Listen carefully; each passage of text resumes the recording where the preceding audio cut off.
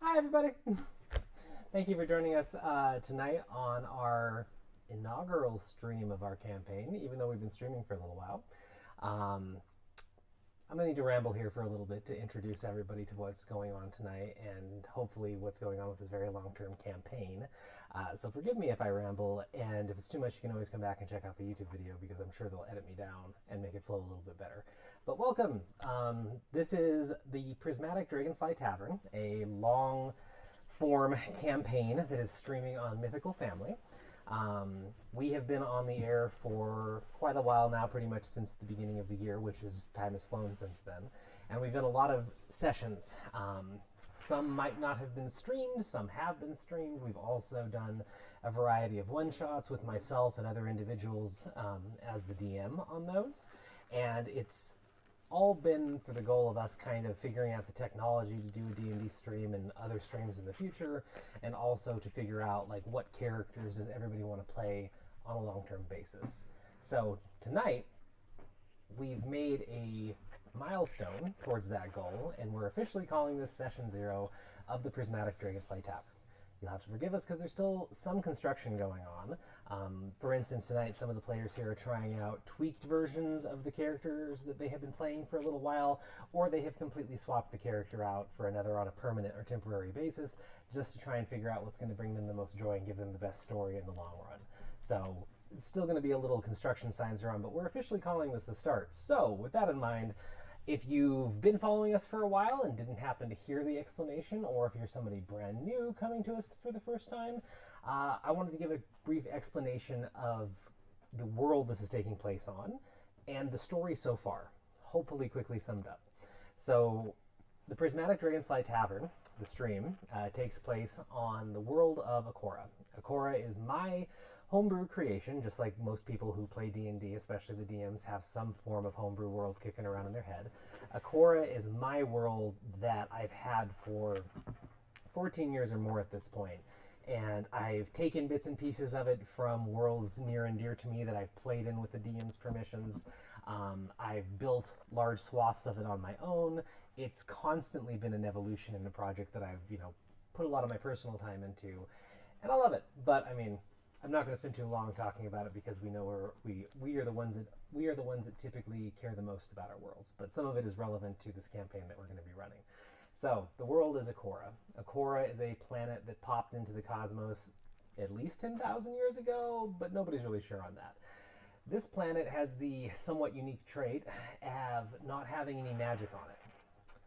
As far as history is recorded, there never was an easily accessible source of divine magic, nature magic, arcane magic, any kind of magic. Interestingly enough, the planet is diversely populated with a lot of species that historically would rely on magic, such as elementals, tieflings, and other creatures that are, usually tied to the weave in some way. But a couple thousand years into the existence of the planet, an asteroid fell unexpectedly from the sky. This is referred to as the xiphoid of Aether, if you're being technical and historical and pompous. A lot of people just call it the asteroid or the impact, or, a much more common name. When that impacted Akorah, the shard of whatever this was dug deep into the planet, and ley lines sprung out from it, and magic was thrust into the world, quite literally. And this included nature magic, divine magic, arcane magic, and resulted in a very interesting pantheon being generated that we'll talk about in the sessions in the future, maybe even tonight. We're sitting at about 9,000 and a half years since time started really being recorded. And the most interesting historical event that just recently happened in the past couple of years is a rogue mage by the name of Edwin, managed to shut access to magic back off for a large chunk of the planet.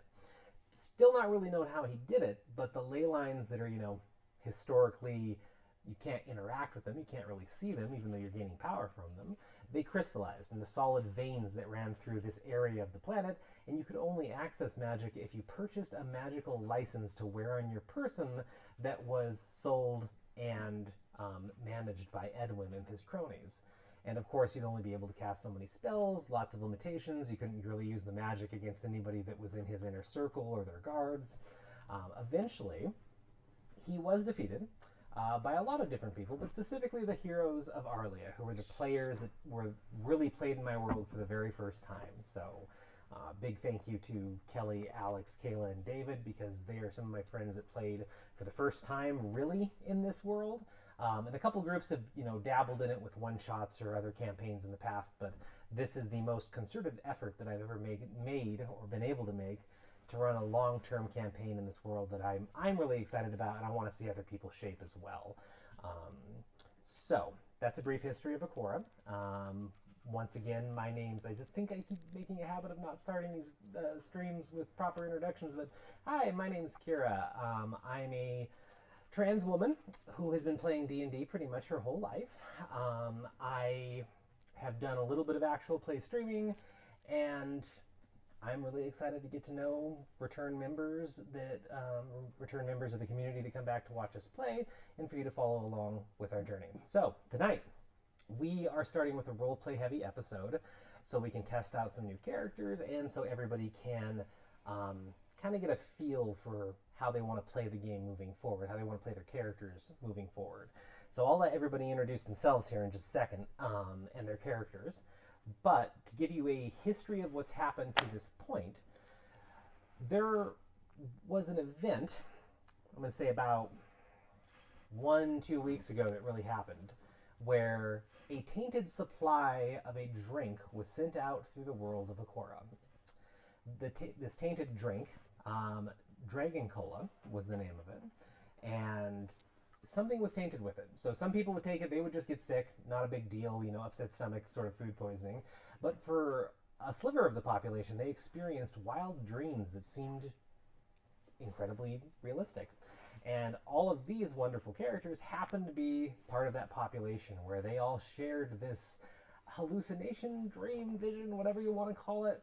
And once they resolved that, they were in the same spot.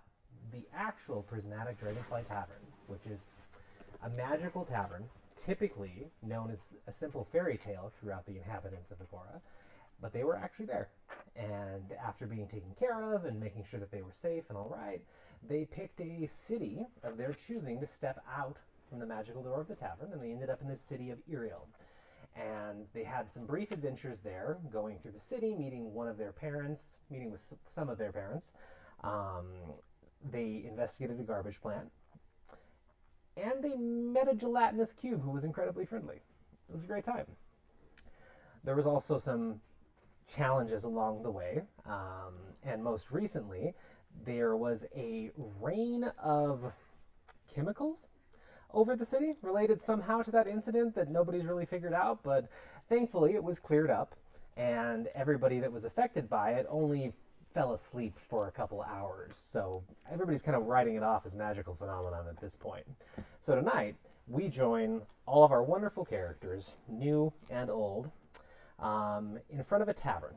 This tavern is one of those buildings that feels like it's been squished between others over the course of time, and it feels a little too tall, a little too thin, and it's very worn on the outside. It sports an incredibly bright, polished silver shield on the top of it with a purple cloak draped behind it, and it is called the Charging Cloak. This tavern is more of a niche tavern in the city of Iriel, not really one of the more popular ones. It was named after the owner for his nickname, the Charging Cloak, when he served in the local military, and he ended up retiring here with his wife and starting a tavern. And while the food and drink aren't something to write home about, they host a wide range of games in the tavern and love to draw in locals and visitors from everything from darts to tests of strength. There's even an eating challenge on the menu too, if you're feeling really brave and you don't care about the quality of food that much. So standing outside in the cobbled streets that surround the Charging Cloak, we're going to introduce all the different people and characters playing tonight. So we're going to go around and get everybody's actual real name, the name of the character and the pronouns of the character that they're playing, and a description of what their character looks like and anything important they want us to know. So we'll go ahead and start over here tonight. Hi, I'm Joe, and I will be playing the human Gaspard Derici.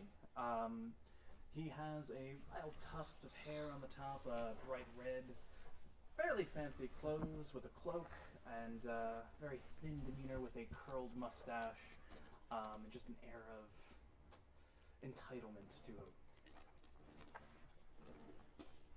Hi, I'm Ryan. I will be playing two characters this evening. I will be playing Kaelin Magnuson, a half-elf druid who's a big old dweeb out to learn a whole lot about plants and to follow in the footsteps of his father, who is a heroic adventurer. Then I'll also be playing Rowan Helianthe, who is also a half-elf, of the more of a wizard, really. You know, kind of both characters about middling height, 5'4", 5'6", somewhere in there. Blonde hair. Kaelin's wearing glasses. Rowan is not. Rowan tends to dress in a very simple dress. It's like sunflower yellow, very bright. While Kaelin is covered in very green scholarly robes. Yeah, I think that's all that's Okay. relevant. Hi, I'm Sarah. I will be playing Zenahar Malor. She is a human variant barbarian. She is actually she's pretty small for what you would consider a barbarian. She's like 5'8", normal, a little bit taller than the average woman, but very, very muscly. And when you look at her, if she's not flexing or anything, you can't really tell that she is like just ridiculously ripped. But you know, upon closer inspection, you do realize she is very muscular. She has her eyes are two colors. They are green and purple, which was part of her Fey-touched ancestry. She specifically follows the pantheon of Trinell, because she was raised by a bunch of monks of Trinell and Bethel. Awesome. Hi, I'm Jillian. I am going to be playing the full elf paladin. What? Cassiana Anastasia, she, her pronouns. Cass comes from the very druid-heavy area of Treetop. Has recently been traveling with her cousin Kaelin before the adventures began. She's about 5'10", very strong, but like in that like not swole kind of way, but like that I work the fields kind of way. We know what I'm talking about. She's wearing chainmail armor and has a very dashing purple hat with a green sash that she does not take off. So yeah, that is Cass. Awesome. So, you all find yourself standing outside the Charging Cloak a day after resolving the events of the mysterious chemical rain that came from the Blue Flame Estate. You haven't really had much time to rest except last night, where you got your first, uninterrupted, non-spell or drug or hallucination or anything else like that assisted sleep. So you could just actually sleep for 8 hours, 8 hours or more, preferably, in a bed, if you're one of the races that needs that much time. So you're still a little run down and haggard, even though that you've got a decent amount of sleep, and you're standing outside the Charging Cloak, having just heard through rumors, for the most part, that it was a good place nearby to check out. Some of the staff that work at the Blue Flame Estate were the ones that mentioned it first. So everybody's standing on the street, except Kaelin and except Sani, who is another member of our wonderful group who is not here at the moment, but will be here shortly. Sani ended up, as you were all walking to the Charging Cloak, she thought she caught a glimpse of somebody on the docks that was wearing a very familiar sort of vestment that was from her faith that she had not seen at all since she had left home. So she peeled off for a bit to take a look at it.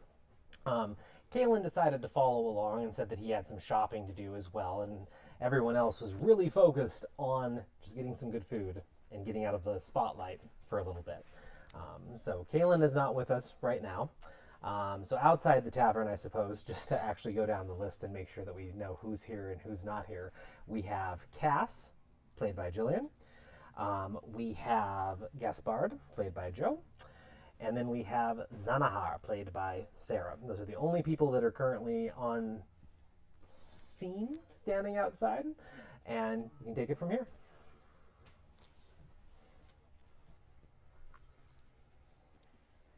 So I'm famished.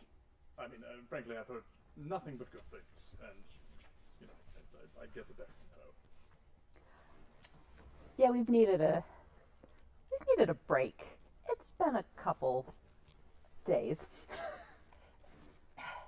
I forget, is this the same info that led you into a hole in the ground? No, that was my own assertion, but I mean, when it comes to society, I'm the one you want. I mean, let's be real. Mm-hmm. Yeah, he didn't lead us into a hole in the ground. Let you know. What is this story that I'm hearing? We'll tell you later. It's totally fine. Just don't play on waste management facilities. It's great. But we need drinks, we need to have a good time, and just celebrate life. So let's do this. Yes, absolutely. I mean, also he does seem pretty knowledgeable, like pretty wise, and you know, honestly, very charismatic. I don't think that's what he is, babe. I don't. No, definitely, for sure. I like this one. Gotta say, good judge of character. And you're in. Now, frankly, I don't know why we're standing. It's cold out, it's people bustling. I mean, come on, a little bit of privacy and some debauchery. Come on. I'm going to throw the door open with a flourish that hopefully makes Gaspar proud. Be like, barkeep, we need 4 pints of ale and as much food as you can provide. All right. So you throw the door open with gusto, which this is a rather old door and slams loudly, rattling on the hinges. And as your eyes adjust to the inside of the tavern, you see that it's sparsely populated by people that seem like they were just interrupted after, you know, being in the middle of a conversation or a drink. And the barkeep is a half-orc that has grayish skin, kind of bright red hair, just one line down the middle, and then she looks out towards the door and just kind of gives you a confused look as you're standing in the doorway and just kind of like beckons you over. If you want food, you need to come in. Sorry, yes, of course, we'll do that. You can close the door, please. Rowan's just gonna lean over towards Gaspard as we're walking. So is that how you are always supposed to order food? It's been a very long time since I've never actually eaten in a what is this place called? Tavern. I mean, really, the panache. Really, it comes with experience. People learn at different paces. But they seemed confused. Like, but is that normal? Is that if I were to go to another tavern, is that how I would order? I would smash in the door and declare what I would like. You're more the type I would keep a low profile, just generally saunter quietly. Oh, there's multiple ways. Oh, gee willikers. Stick with me, you'll be fine. I'd like to read the room as we walk in and just kind of give it a quick sweep, see what's going on with the conversation in the corner. Okay. So are you just trying to like Get a general feel for like welcomeness. vibe check? Vibe check. Vibe check. Yeah. Okay. So just with basic like kind of passive perception and insight and everything like that for you, looking around, it feels really calm. It feels that these are all regulars that are in here. And as soon as you walk in and close the door, nobody's really paying you mind right now. On average, it feels like people are incredibly cheerful and even friendly, like despite anything they might be wearing. It seems in general it's a pretty modest clientele, probably not dropping too much coin. But yeah, it feels like you have incredibly, passive vibes in here. Cool. Yeah. You do notice, I guess the only thing with your scores that you would notice is that there does seem to be a lot of money changing hands. Like all above table, but they're just really focused on the games that this tavern seems to offer. So you see like 5 people are gathered around the set of 2 dartboards, and there's just gold going back and forth freely and people laughing. Somebody's playing cards at a table nearby. It looks like a very petite gnome in one of the corners might be taking the eating challenge on because her entire table is filled with the same type of food. So bowls and bowls of soup and bread. I'm going to look around the room. I'm going to find the biggest guy there. biggest guy there. This guy there. Roll a perception check Okay. for that.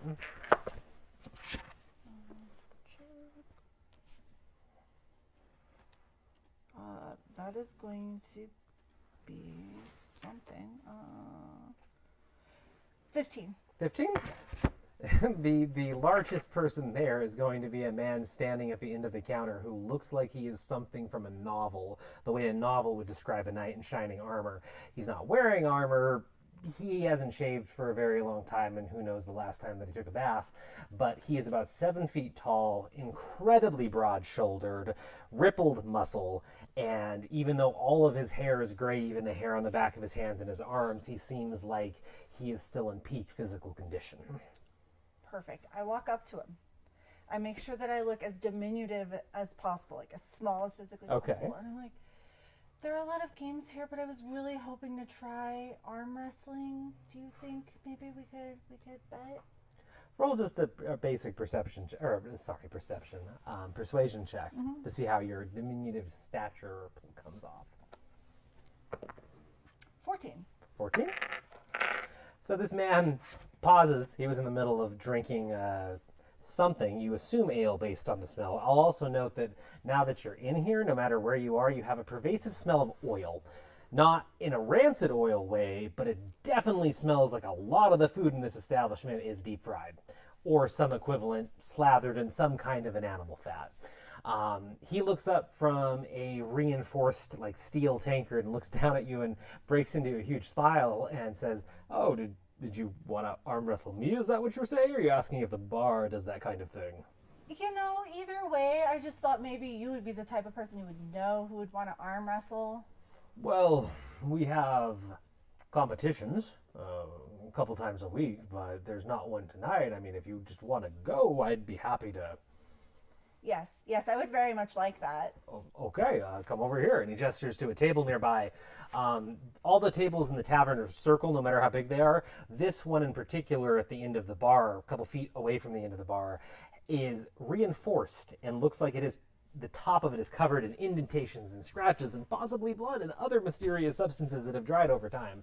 And he walks over to it, quickly assumes position on a stool, looks like he's done this quite a lot, and he pops one of his arms up and is just looking at you with a friendly smile. Okay, I'm going to go over to the stool, pull the skirt underneath me so I can like straddle it basically, and then I'm going to just do one of these and like flex as hard as I can. Okay, cool. He'll reach out and take your hand with a surprisingly firm grip, even for what he, even for what you've clocked of him so far. And he goes, on 3? On 3. 1, 2, 3, and we'll do a strength roll off. First roll of the game. All right, what'd you get? 21. 21? 21. Okay. So, he hits 3. You feel him tense, you tense in response, and both of you start the back and forth fight of arm wrestling. And at first, it feels like his hand is going to immediately start to win and push yours down. And it just kind of tilts towards you ever so slightly, but then you start to make ground and get him significantly bent. And he kind of regards you differently. The smile's still there, but now it's more of a mischievous, oh, okay, this is the game we're playing smile. And you can see he adjusts his position and shifts, trying to put a little bit more into it. One more strength roll. Oh, that's not 20. Oh, no. 10. 10? 10. Okay. He shifts more of his weight into it. You can see he even kind of turns in his chair, pushing into it. And you swear you see a bead of sweat break out on his brow. And you go for about 15 long, agonizing seconds, and neither of your hands move. One more check. 17. All right. After those agonizing 15 seconds, there's a loud thud as you drive his arm into the table, and he yelps and pulls back, shaking it out, and he just breaks into very excited laughter, just bellowing from his chest, and he just kind of nods appreciatively at you and goes, "Is that how you get most people to play?" Yes. I would have played if you just said you just wanted to arm wrestle and you didn't play it off that you actually have some muscle about you. No, see, I find that it works better if people don't expect it. That's a sound strategy, especially in battle. I see that. Well, please enjoy your stay tonight at the tavern. And if you need anything at all, just make sure the bartender knows that you beat me in arm wrestling. Her name is Yoldra. My name is Myrn, and I'm the founder of this establishment, the Charging Cloak. Merle? Myrn. And you see in the distance the gray half-orc female just kind of like watching you two with a smirk, like this isn't the only time it's happened. But so if you need anything at all, just ask her and she'd be happy to help. Cool, Her thanks. name is Yonda. Yoldra. Yuldra. And then he stands up from the table and just continually has that kind of like bemused chuckle as he goes back to the bar to his taker. So...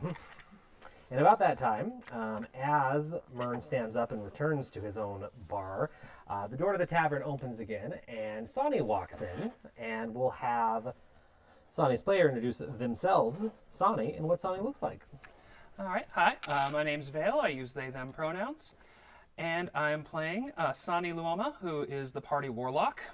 She's fathomless pact and technically is a human. Slowly, that's becoming less and less the case over time, as her skin has turned completely gray, her hair has turned green, and her eyes are solid black, and all her teeth are pointed now. She turns more and more shark-like as her pact with her patron deepens. Awesome. So, Sonny just walked into the Charging Cloak after having derailed or separated from the rest of the group for a little bit to check out someone suspicious on the docks because she thought she saw some vestments that looked familiar to her faith. But whatever that was has been resolved, and Sonny walks into the tavern, and you see some of your compatriots in the room. I don't think we've established where they went after they went into the room, except for our little arm wrestling match over here. So I'll let them set where they actually are right now. What's going on? Did you just go to the bar to order drinks, standing at the bar? Yeah. Okay. Ordering drinks in a respectful, non-charismatic manner. Well, the rest of you, before, as the arm wrestling match is getting set up and going on, and before Sonny walks in, you went to the bar to see the bartender. What happened? What'd you ask her for? Hi, Yoldra. Yoldra. Hi. So my name's Cass. My friends and I would absolutely love a drink, or like 5. Because it's been a week, hasn't it? So like we deserve to have a good time. I mean, we're paying for it, of course. We're not expecting. Anyway, I swear I'm normally better at this. I don't know. But anyway, I'll take like an ale, and I don't know. What do you guys want? What would you recommend? Well, we have ale. There's lots of different ales that we have. I personally would steer you towards wines instead. We have some of the better ones in town. Crying Sword this year, amazing.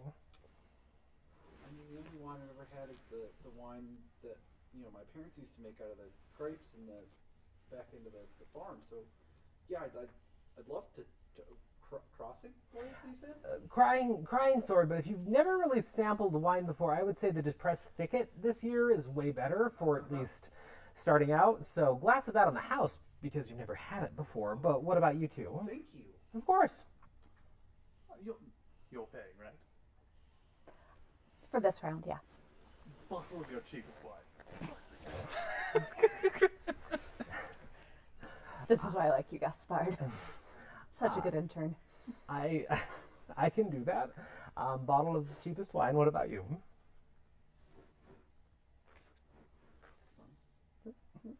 I just walked in, so it's probably you.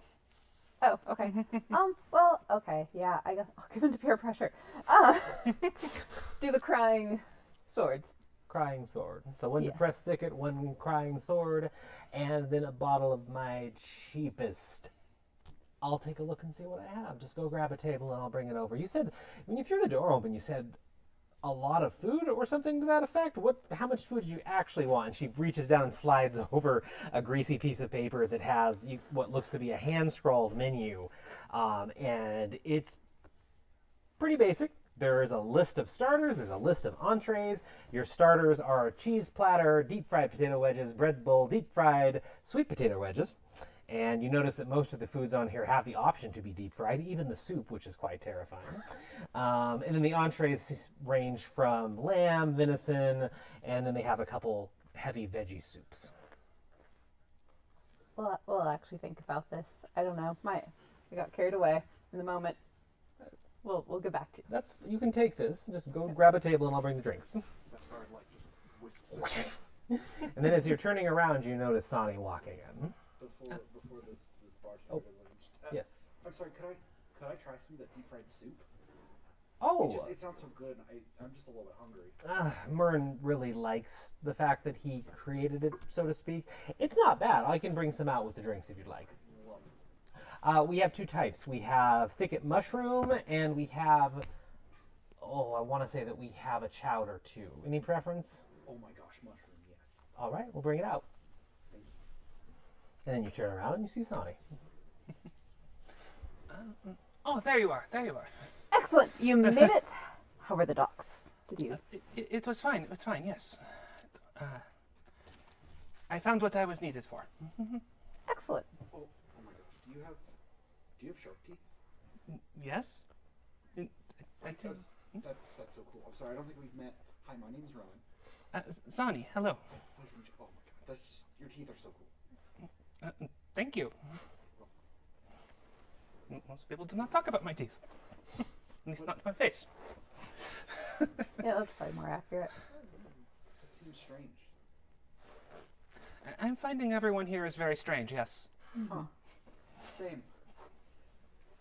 Now, Ron, where are you from?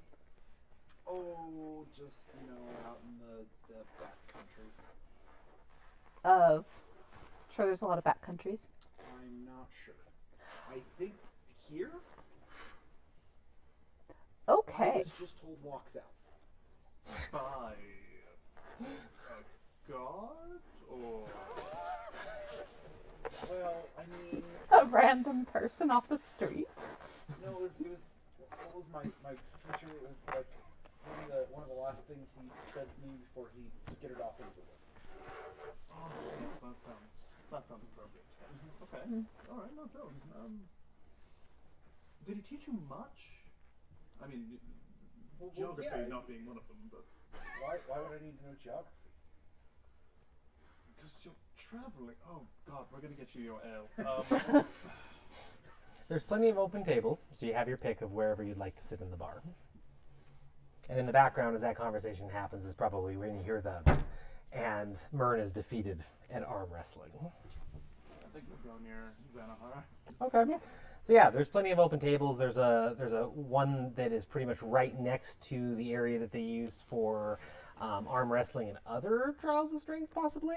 And it's a little rickety, but it's a large circular table that you can all easily sit at on varying heights of wooden stools. And you see the bartender vanish into the back as Yoldra is trying to prepare the multiple wines and fried soup that was ordered. So. Why does it smell so bad in here? This is the smell of fun and life. It is a very strong scent. If it were just alcohol, like, that's fine. Where did you get alcohol? I mean, I asked the very nice lady at the bar, and she gave me alcohol. Our tab is still open. Go order yourself Oh, something. I think I get something free. Excellent! I like that even better since this round is on me. Oh, okay. I'll make sure to get something really expensive, even if it's not. No. Yeah, I think that's what I'm gonna do. Fine. I mean, we got paid for the acid rain. Yeah, I'll walk up to the bar, wait for her to come back from the kitchen, I assume. She's only gone for a minute or two, and she comes back out with a reinforced kind of brass tray that she has everything on that was ordered, and she spots you and flashes a big, toothy smile. You here to redeem that? Yes. What would you like? I would like your biggest, strongest drink. Flirty Warhammer lager. perfect flirty warhammer it is. Okay. Are you sitting by yourself somewhere, or Oh no, I'm with the shark Ah. lady. I'm with the shark lady. the shark? Hello. Oh, hi. Okay. Give me 1 second. I'm gonna go get that. And she turns around and goes back into the back, and is rustling around for drinks.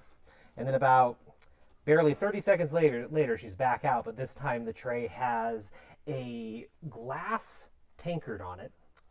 The handle is wrought iron, somehow attached, and inside it is the pinkest ale you have ever seen in your life. And there's a small, like about that big, Warhammer-style toothpick with a flower on top of it that is also sitting on top of the ale. And she rushes out over the table, deposits drinks in front of everybody. The pressed thicket is a greenish wine to match the name.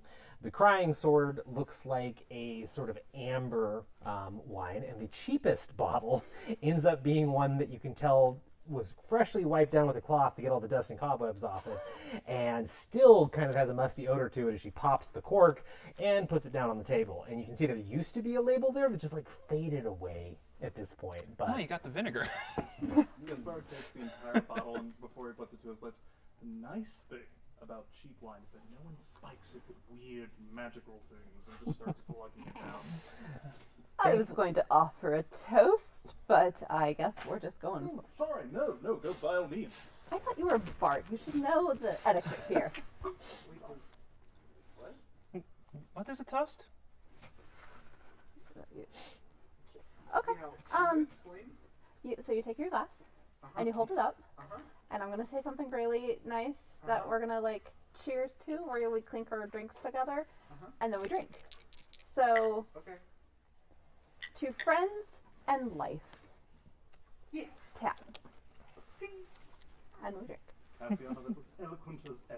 Thank you. Once again, just glugging way too fast. so as you glug it, you notice that thankfully it didn't turn into vinegar.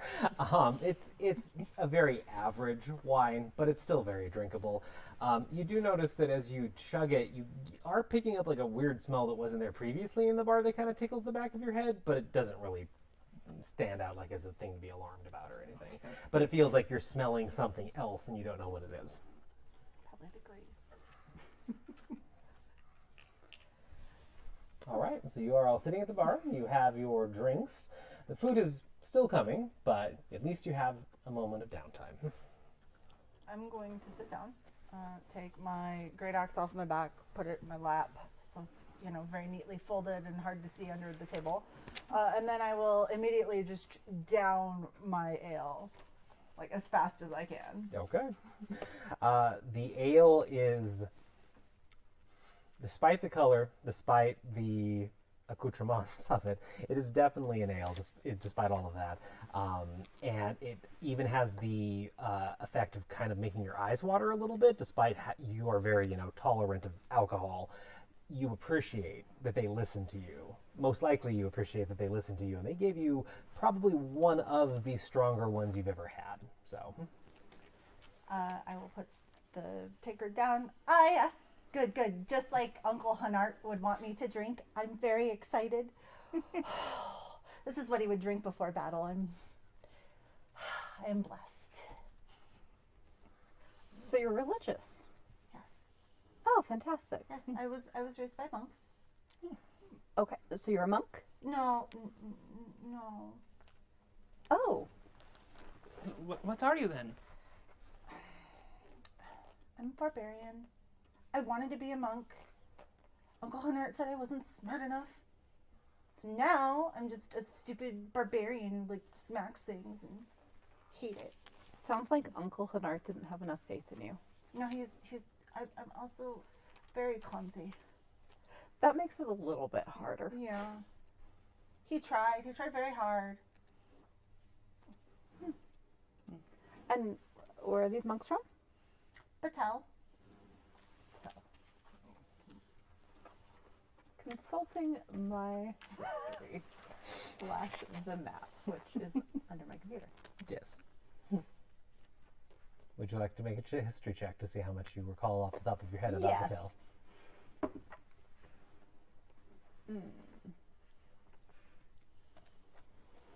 That would be a 9. A 9. Well, regardless, even with a 9, you do know of the city of Batel. You know that it is located on, well, it's controlled by the Jakiki diarchy, and it is on a rather large island nation. Tends to be a really unique facet of the world that most people are familiar with because it promotes itself as a hub for any and all beliefs, faiths, religions, anything. Of course, you'll find representations there for every god there is or people think there is, but you also find people in Batel that think, the asteroid is fake and it never happened and that the world always had magic. You find people that think Edwin is a savior that will once again somehow come back and this time truly stop the rampant overuse of magic in the world. There's a little bit of everything, but somehow the city manages to function. Batel. Nice place. Very nice. What's your opinion on magic? I like it, but I think weapons are better. I think that's fair.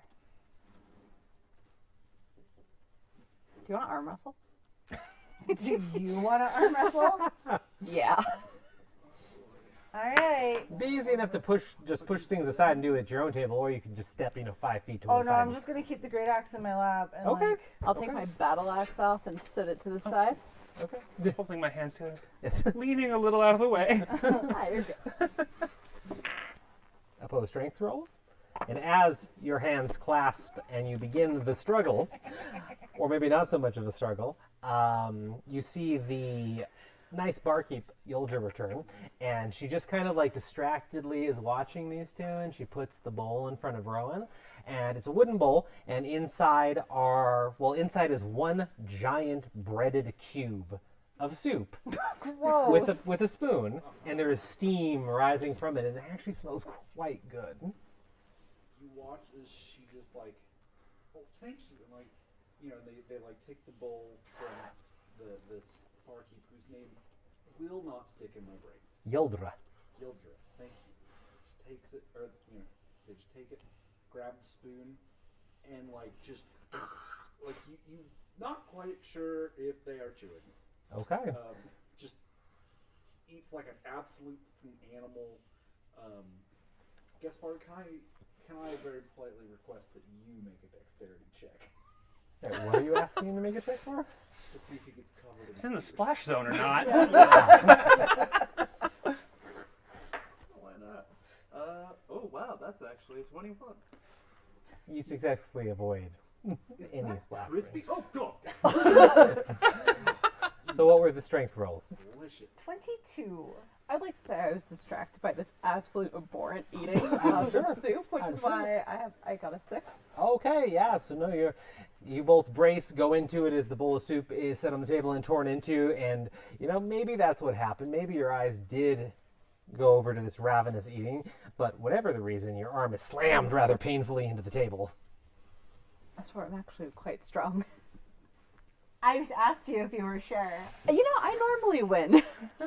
You won't anymore. You are very certain of that. Do you want to arm wrestle? Oh no, I lift books. You watch as the soup is just kind of dribbling down her chin. I don't really want to touch other people anymore. I'm gonna go to the bathroom. Okay. Maybe we don't go after slayers of heroes and such like that for But it seems fun. potentially. Yes. Oh boy. Some games. I heard there were a lot of events. Other things that won't cause physical carnage. Yildra, who's still standing there because she was watching everything, kind of snaps out of it and goes, "Oh, there's darts going on right now. I'm sure a lot of different people here are playing a variety of the card games that we have. You can always request to do the eating contest if you really want to. I don't really recommend it, especially if you value your, insides functioning properly. And Did you say eating contest? yes, And the charge for such a thing is oh, it's free. I'm in. done. I feel like I need to explain this, especially given your unique Nice perspective. I did not think she would let you put it in your bag. No, but I mean, I can take it with me. Yes, she is right. You can't take the food with you. The food is free. It is our famous chowder, or at least Mern insists it's famous. I disagree. You are going to be given 20 bowls of soup with a slice of bread for each. And if you can finish them within an hour and keep it all down for that hour, you win. And if you win, you will get a hefty sum of gold. Not to mention that you will get your name forever emblazoned on the shield that hangs outside the charging cloak.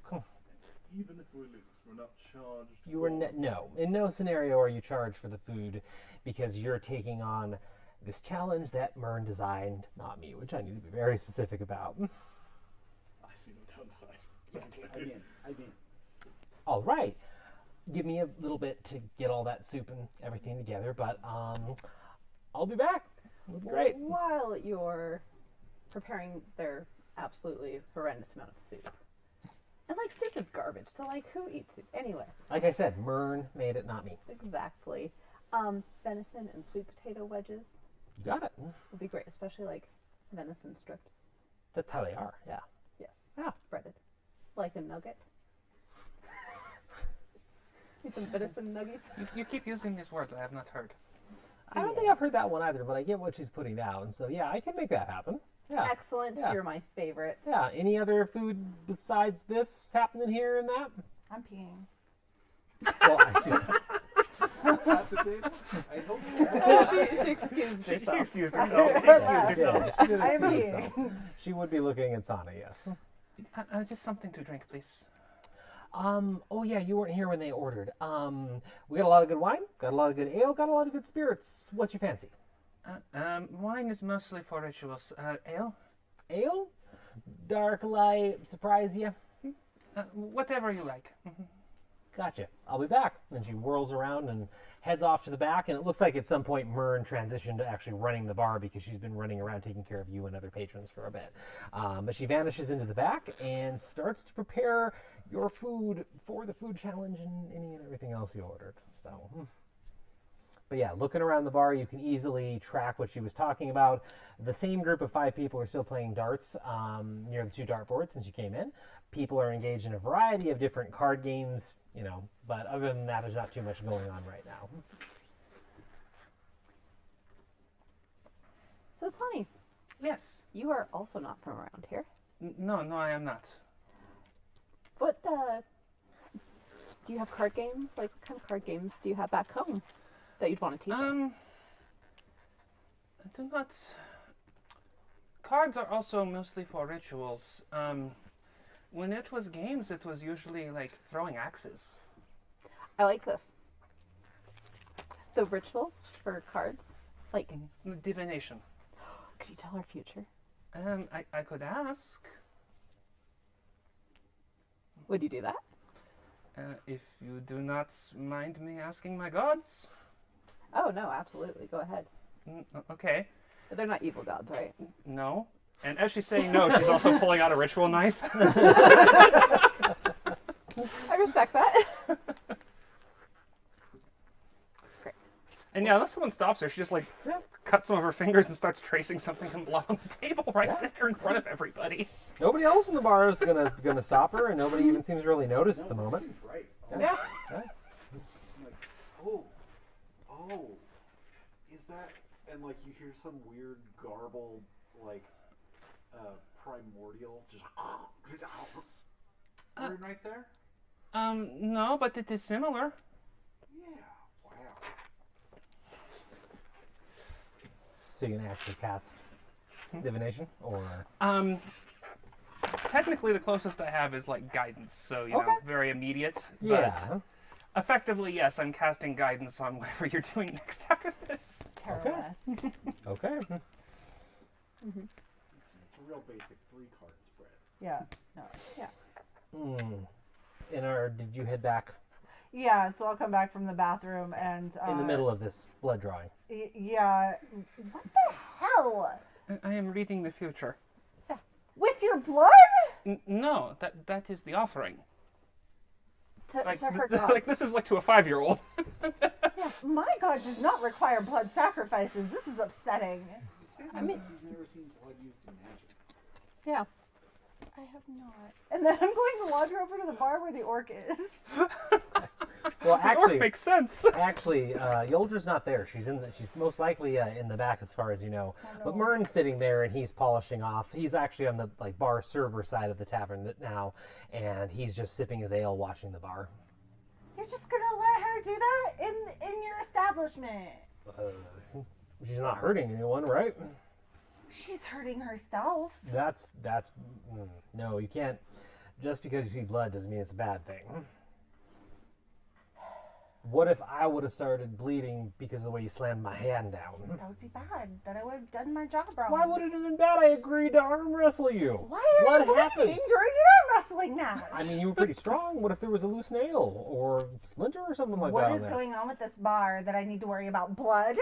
I'm trying to say that you don't need to worry about blood. Blood isn't inherently bad, and she doesn't seem like she's in distress from what I can see over here, and that Yeah, looks like a ritual. She's real weird. I don't know what's happening over there. I mean, most people in this world are weird.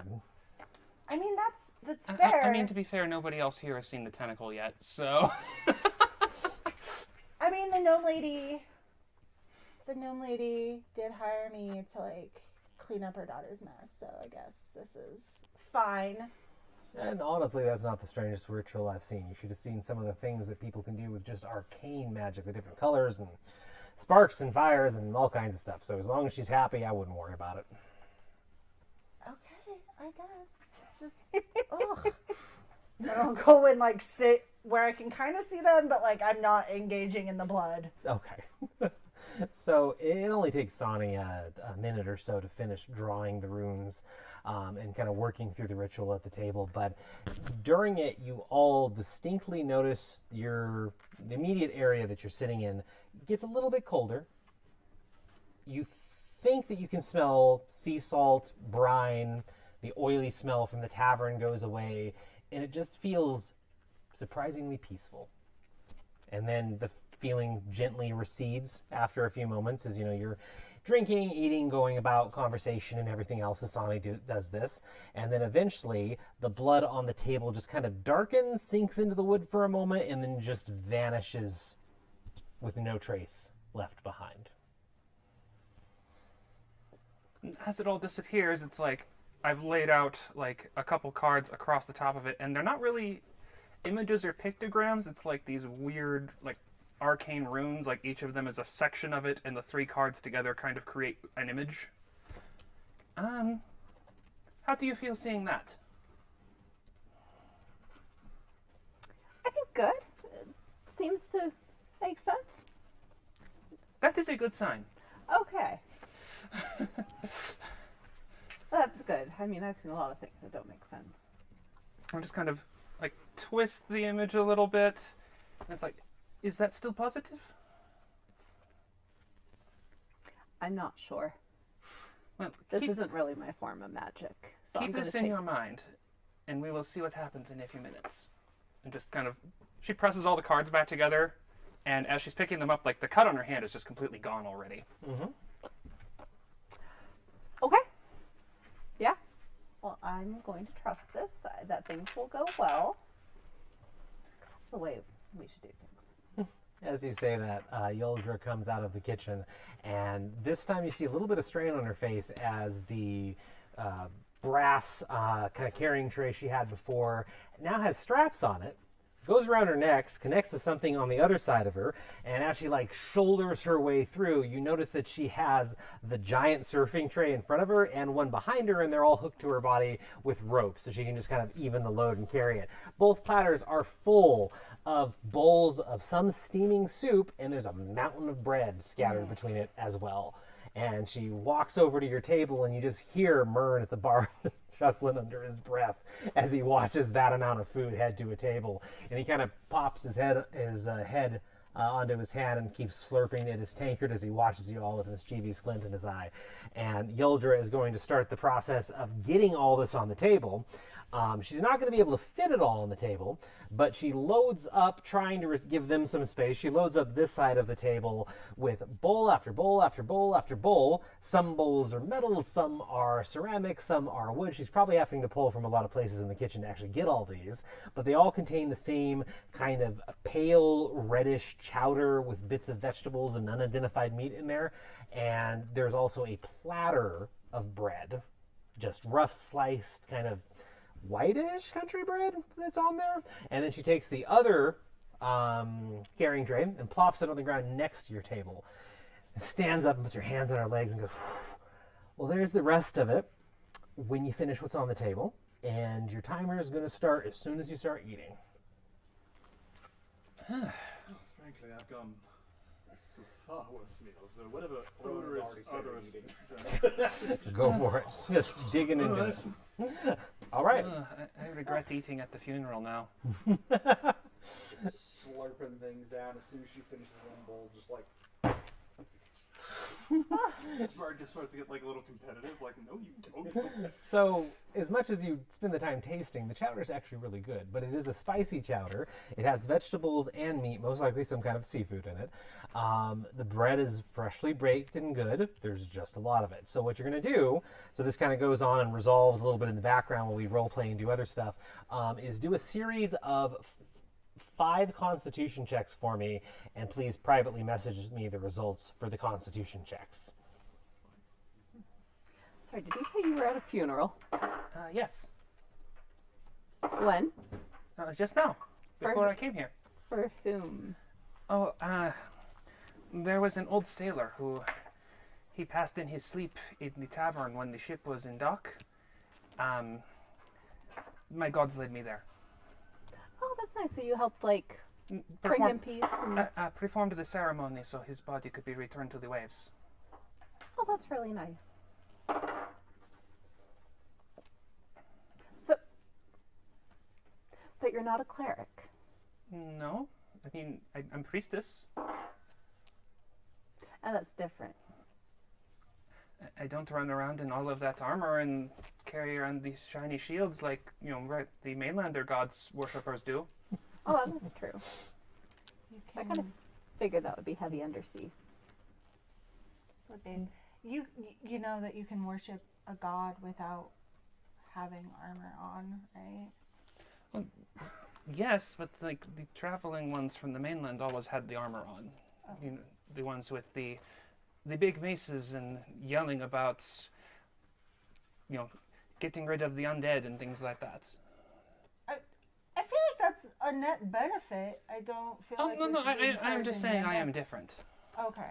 All right. Yeah, that's fair. That's fair. And, not everyone who worships something and wears armor is a cleric either. No, you're clearly a paladin. Okay, thank you. Yeah. I just think you have religion confused with... No, it's just Like normally clothing. the people we consider, like, who are helping out with ceremonies like that, they're clerics, in my experience. At least in Treetop, that's what happens. But, like, I'm just asking questions. My gods are not part of the mainlander faiths. I mean, that does make sense. Who... Do your gods have a name? To outsiders, we address them as the ones below. Makes sense. All right. I'm trying to be real open-minded here, but that's ominous. They live deep in the waters. That doesn't make it better. I mean, it sounds like a good descriptor. I mean, it is a good descriptor. I just worry about what's deeper in the water. Our gods. That is what is there. I'm not going very far into the water from now on. I mean, they're gods under the water. They have to face some really scary stuff and be, like, scarier. So, makes sense that they'd be ominous. Like, compared to all the aboleths down there. Or the krakens. We do not really have problems with those where I am from. So they're doing their job well. Okay, but can we talk about this? I was trying not to. As you glance over to the eating contest in full swing, you notice they've both made a pretty respectable dent into it and they have a growing pile of bowls on the floor next to them. You can actually see over the pile of bread now. If you had to make a quick assessment, looks like they're both doing the same for the most part. It seems like Gaspard is choking a little bit more, like actual physical choking on the food, like every so often, just having issues getting it down. But they're pretty much at the same pace right now as you look over. If I had to comment, oh god. I would not No. comment. Please don't. Your mouth is very full. You just, Gaspard, you just hear you hear Rowan's voice in your head. Just why would you stop talking? There's food here. You never know when your next meal's coming. You hear in your head, holy crap, you can do that too. Oh my gosh. I do not like that they suddenly stopped talking. And they're just staring at each other. That's We really become weird. best friends.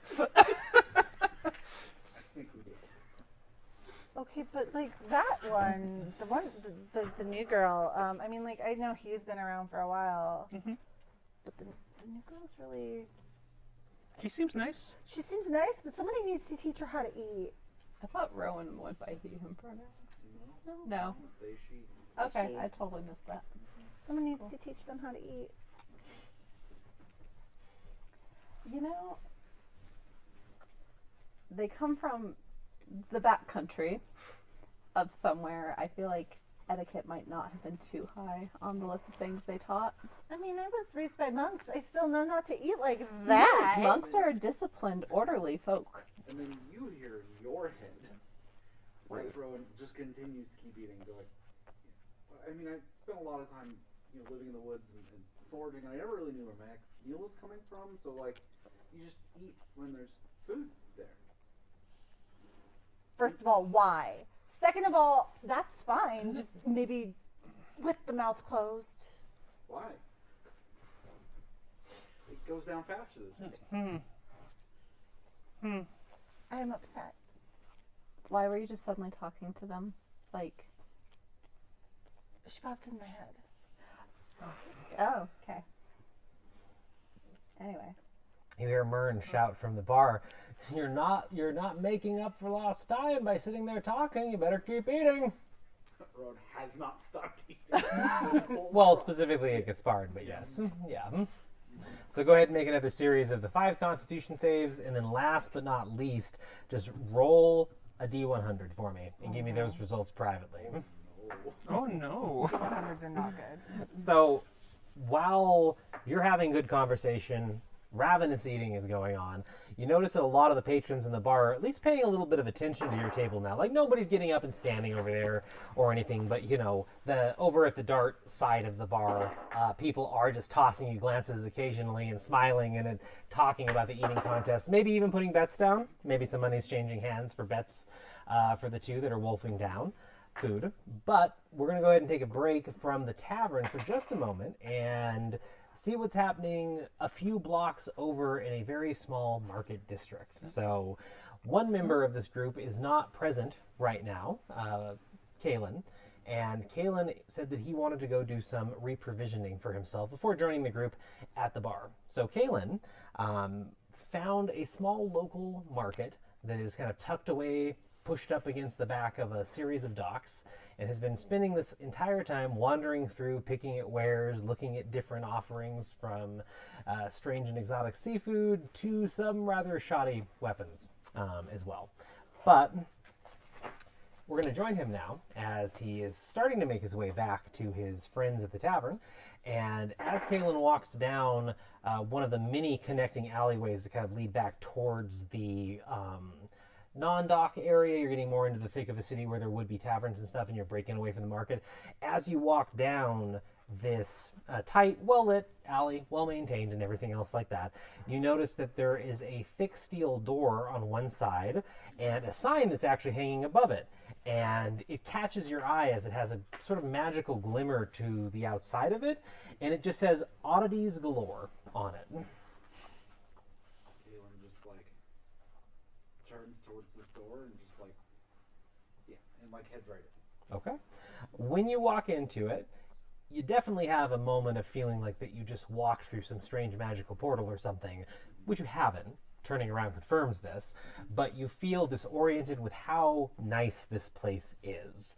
The carpets are lush and emerald green. There are rows and rows and rows of items sitting on shelves that look polished, brand new. There's no dust anywhere. And there's a series of 7 long shelves containing random items. And then at the end, there's a small little kind of bar top counter where there's somebody working over a black ledger. He is a very skinny, drawn man. Doesn't look that well nourished for some reason, despite being very well dressed in fine purple linens. And he has slicked back black and gray hair and startling sapphire eyes. And he glances up at you, and you can catch some gold-rimmed glasses. And he just kind of nods and gives you a wave and looks back down and continues his work. So, first of all, what you're telling me is I haven't passed through a portal, but I have been transported by the decor of this You ship. have been definitely transported by the decor. Such ambiance. Yes. Nah, Such panache. Gaspard would just love it in here. The longer that you're there, the more Kaylin will notice too about just how really nice this place is, because even the lighting. There's no windows, there's no candles, there's soft globes of light floating above all the bookshelves, twinkling, which must involve a lot of magic for that kind of a setup to be maintained over a long period of time. And as you start to proceed down any of the aisles towards the gentleman, anywhere you go, you're going to notice with your perception that the price of the items in this shop seem rather affordable to you. And a lot of them seem very nice, at least at first glance. Well, tell me then, what do my elf eyes see? Well, what's Kalen doing? Is he going to go talk to? Are you going to go talk to the shopkeep? Is he just going to browse, kind of thing? Is he looking for something specific, or? As we know, Kalen is a bit of a nervous Nelly. Okay, he is. He is. He's not going to go chat with the shopkeep unless he has to. Okay. So he's just making his round through these apparently well lit shelves Mm-hmm. and just seeing what items are on display at deep discounts. Okay. So, as you go around, just make a general perception check for me.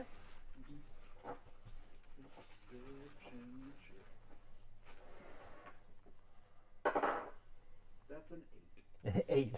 Okay. So you wander around and you notice that a lot of these items, disappointingly, seem to have placards in front of them that are in languages that you just don't know. The prices are all in common scrawl, and you stop for a moment in front of a very impressive looking vase that has lines of kind of a deep pulsating black through what is an otherwise beautiful white, like antique base. Looks really amazing, but you can't really read what it is. So kind of glancing around, you do notice a piece of metal, looks like just like a solid piece of steel that is like, it should just be a piece of plumbing or something like that, just a bar of steel. And it's kind of floating above a placard on one of the middle shelves in the room. And you can read this one. It says a movable rod, and then underneath for the price, it says 10 gold. Kalen's going to very. In fact, he's not even going to reach out and touch it. He's gonna turn towards the shopkeep. Just excuse me, sir. Yes. I would like to purchase this immovable rod, please. Well, of course, you bring it to the counter, and I'd be happy to serve you. Okay, I just didn't want to touch it because everything in here is so nicely displayed, and I wasn't sure if like you had to get it for me, but but you know. No, I just it's- wanted to- okay, but I Yeah, it's everything here is meant for you to peruse and look at, and it's not dangerous for the most part. So, you know, just a shop that's as nice as this. I just didn't want to make a fool of myself. But yeah, here's this, and then here's the 10 gold. well, thank you, and please feel free to return. We restock our magical items at least once a week, and at the end of the month we do a clearance sale if you'd like to get something at an even better price. And he just reaches a thin, kind of pale hand over and scoops the gold up and counts it one after another in his hand, and then opens a drawer and sets it inside, and he nods at you and goes, "The rod is yours. Did you have any questions about it before you take it?" Yeah, how do I activate it? The end that's currently nearest you, there's a small button on the end. And, there. And you feel the rod just lock in space and time, and you can't move it. And then it returns. It's a surprisingly simple item that has a multitude of uses. Yeah, do you have any more? I'm sorry, that's the only one that we have right now. But if you check back next week, we might. Good. Good. Anything else I can help you with? Not at the moment, but thank you very much, sir. What was your name? I typically don't give my name out to customers just because we value privacy at this establishment. Oh, I see. It's a very discreet location. I understand. Yes, if you need someone, if you need to refer to me for some reason, you may call me Z. Okay, Z. Thanks. Of course, have a nice day. And he just immediately returns back down to the ledger, slowly scribbling something. I think Kalen's gonna Beeline it out? Yeah. Okay. Well, you walk out of the shop. Once again, not a magic portal, surprisingly. It's very jarring stepping back into just the seaside alleyway. But you have an immovable rod with you, and I think that's where we're going to call our midway break. So, and we'll pick up back at the tavern probably near the end of this ridiculous eating contest that's going on, and just tavern shenanery and see what happens from there. So we should be back in about 10 to 15 minutes. Please hang around and chat. Talk to us in chat, ask us questions, etc. We have some awesome members of Mythical Family that are going to constantly be active in chat, including some of us as well. So if you have questions about the stream, the Mythical Family itself, or anything else, please let us know. And thank you for watching. So we'll see you in just a bit. Be right back.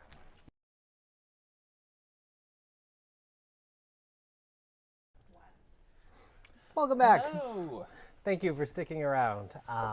We were messing with the sound and some of the technology on this break, so please let us know in Twitch chat if we sound good, not so good, tinny, static, not in stereo. Any kind of tech feedback you want to give us in general is always really, really appreciated so we can take care of it. Took a few minutes longer than we thought it would.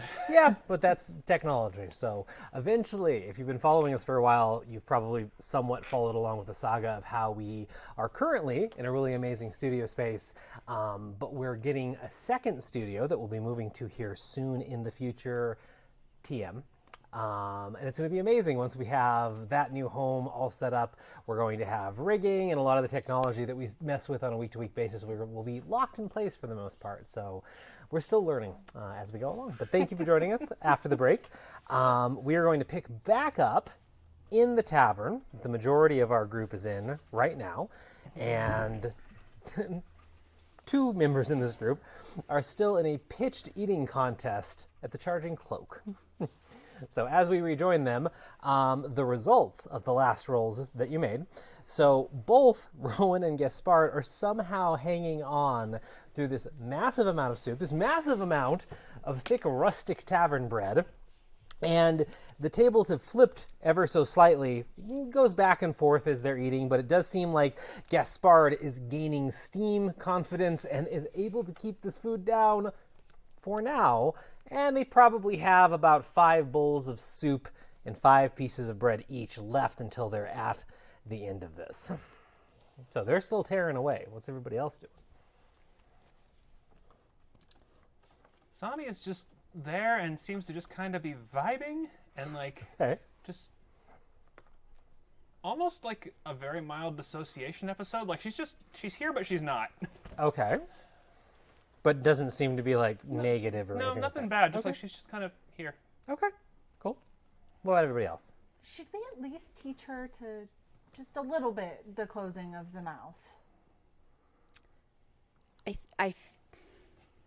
Probably in the middle of a soup eating contest, it's not the time to work on table manners, but I think that is our real mission Okay. moving forward. Because this is horrendous. My parents would be deeply ashamed.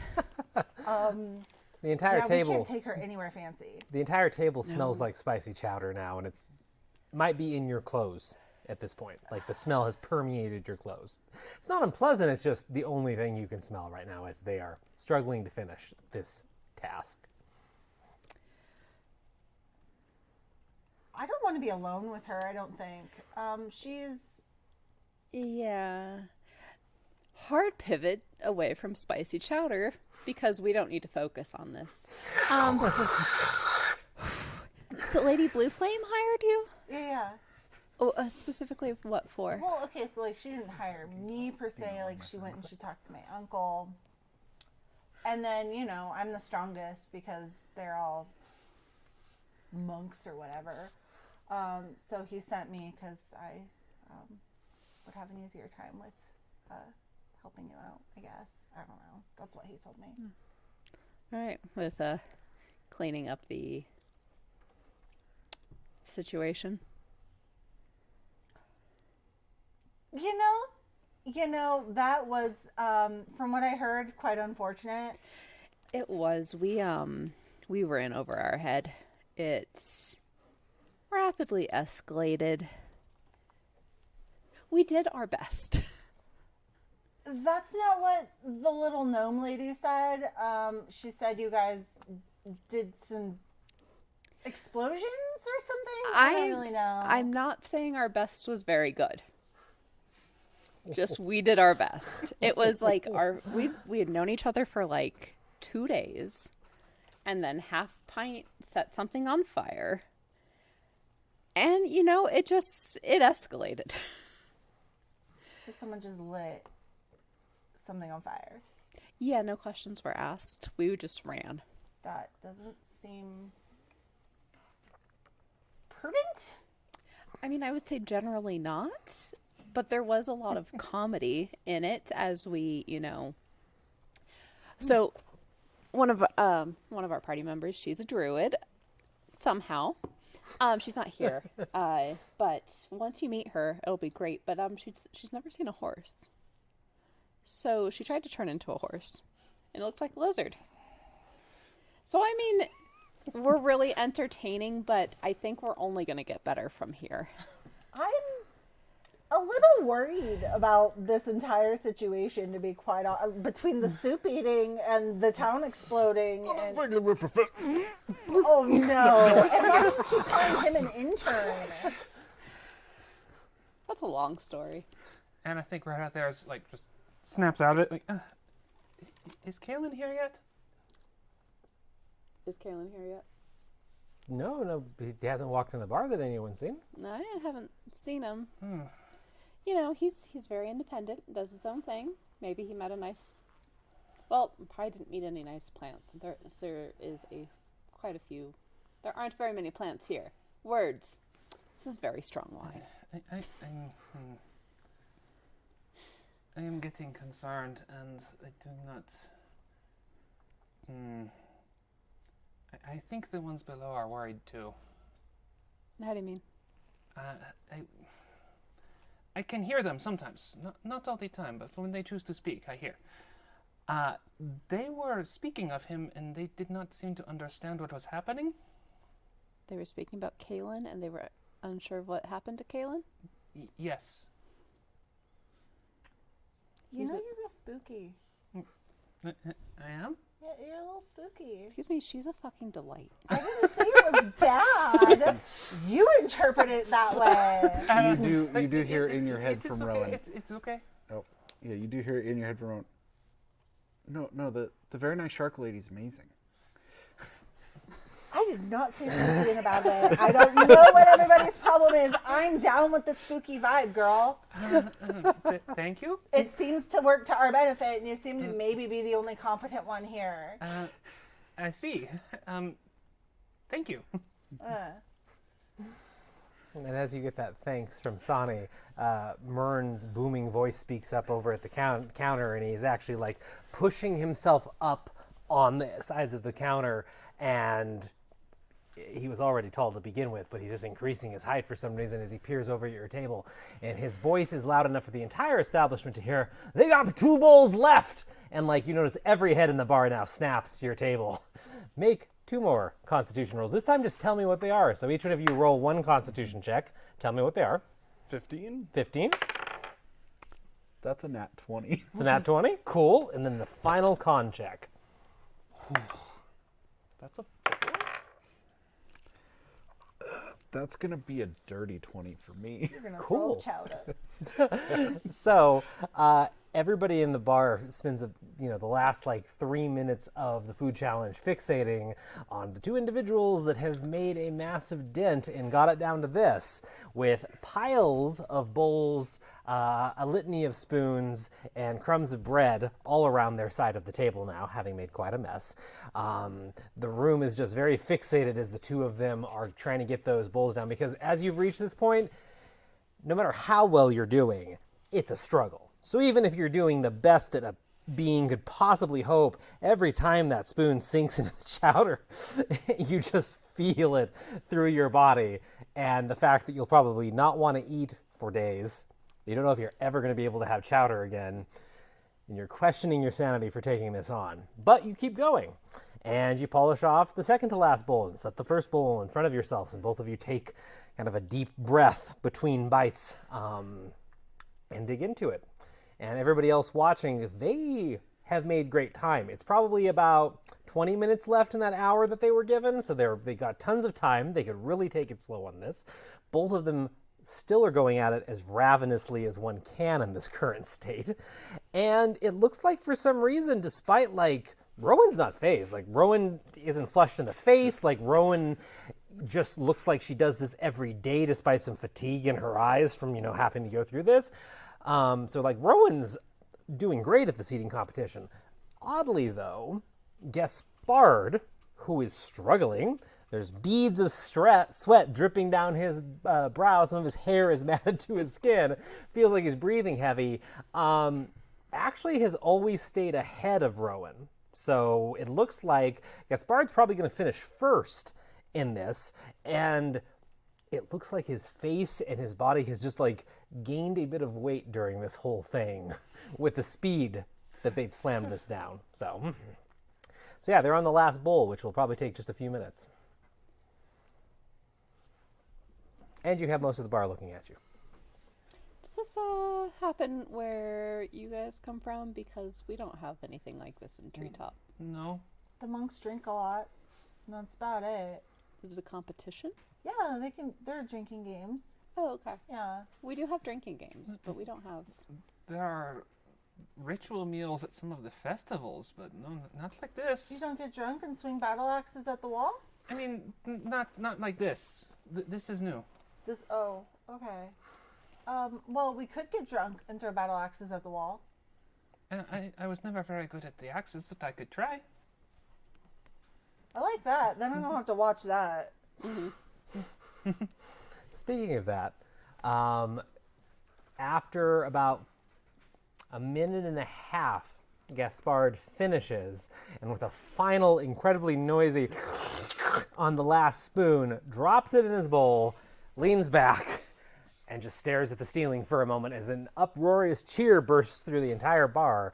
And then about 15 seconds later, Rowan spikes the spoon in her bowl, victorious, and gets another round of applause, which actually lasts for a good, 20 seconds or so, and the entire bar seems really excited. Myrn is standing behind the bar going like this as well at the two of you, and as the cheers die down and you try to regain some semblance of life after this food challenge, Yoldra walks up, just shaking her head and giving you a slow clap.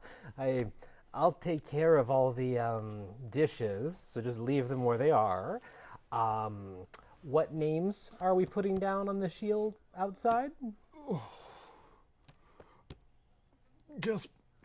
Gaspard Ricci. Gaspard Ricci. Spelled like it sounds. Yes. Okay. His title is the intern. Gaspard Ricci, the intern or the intern? No, leave The intern, it goes in the middle, and it's surrounded by parentheses. All right. That does sound right. We'll see what we can do. What about your name? Oh, Rowan Helianthe. Roland. Okay, perfect. No title or anything? No? All right.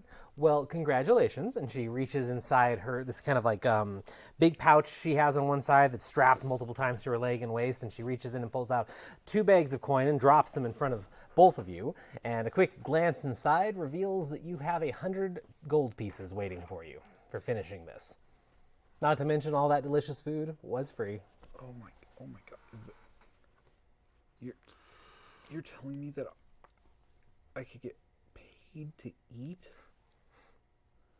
Yeah. This is more gold than I've ever had in my whole life.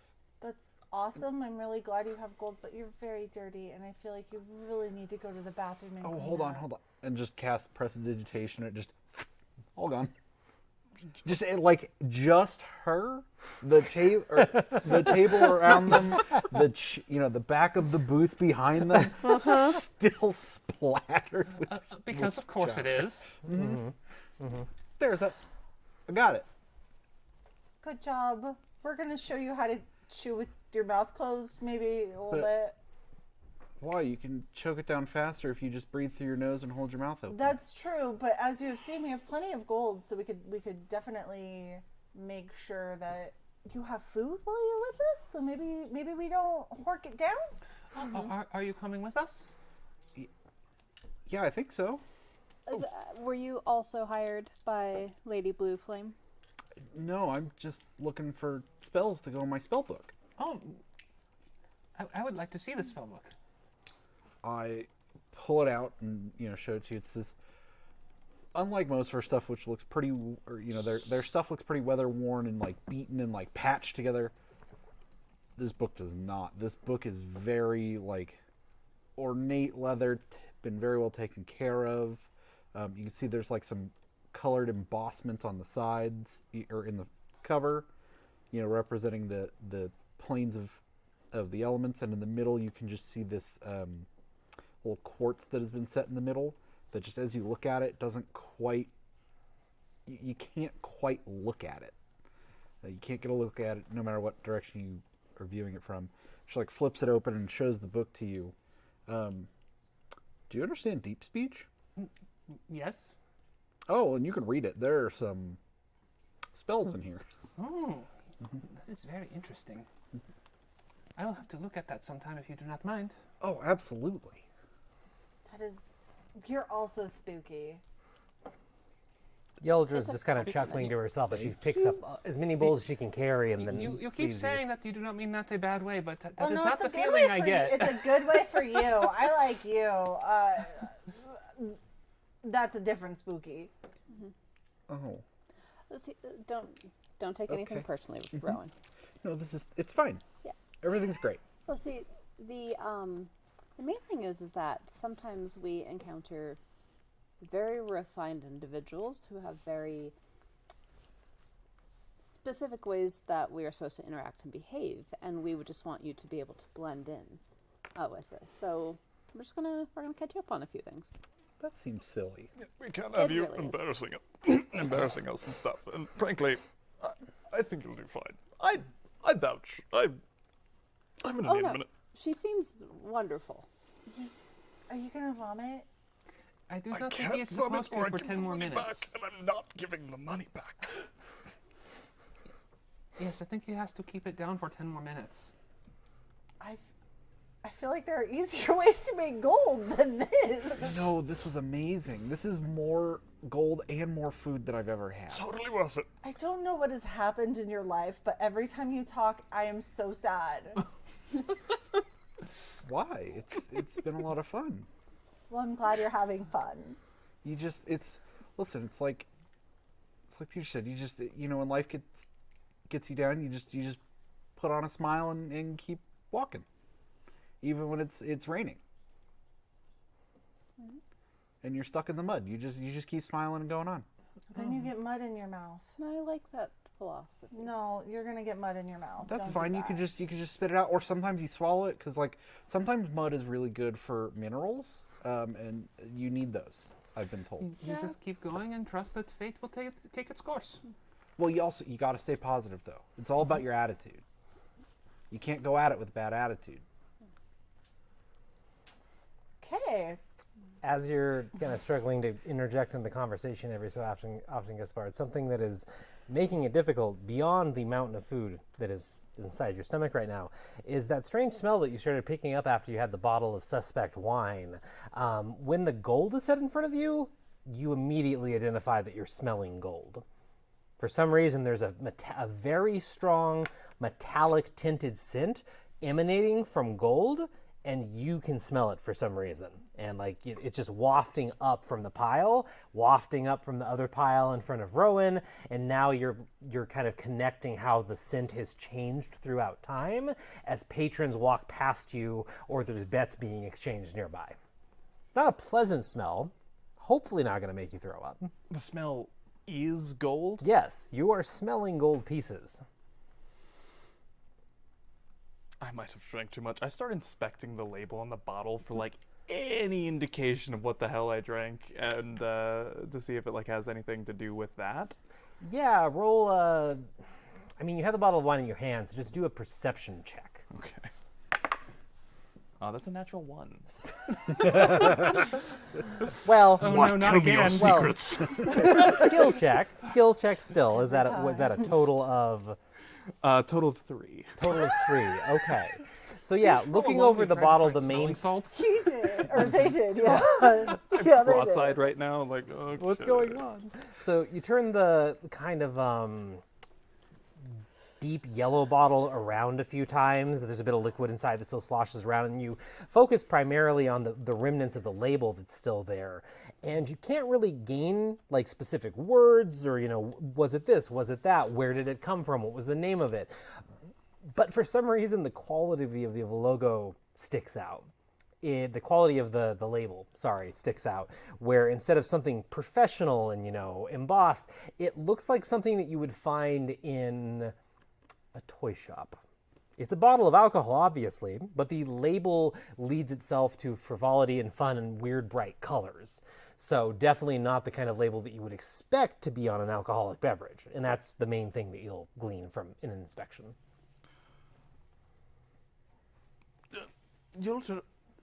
Is this a hallucinogen? So she's actually back at the bar, but I you can say just it say with that same I'm level. kind of assuming like, that you're just going to say it like that, though, because it fits the image.